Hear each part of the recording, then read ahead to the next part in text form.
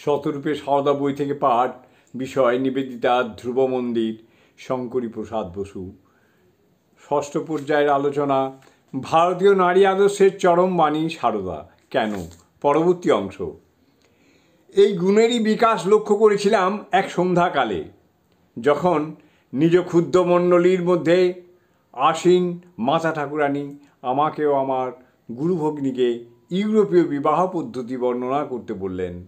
প্রচুর হাসি খুশির মধ্যে আমরা বর, কনে, খ্রিস্টান পুরুত প্রভৃতির বর্ণনা সহ ব্যাপারটা কি বললাম, কিন্তু বিবাহ প্রতিজ্ঞাটি শুনে তার মনে যে ভাব উদয় হলো, তার জন্য আমরা কেউই প্রস্তুত ছিলাম না।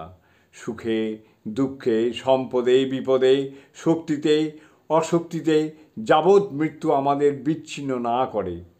কথাগুলি শোনা মাত্র সকলে আহা আহা করে উঠলেন আনন্দে, কিন্তু সীমার পরিতৃপ্তিই সর্বাধিক। বারবার কথাগুলো তিনি শুনতে চাইলেন, বারবার বললেন, কি অপূর্ব ধর্মকথা, কি অপূর্ব ধর্মকথা।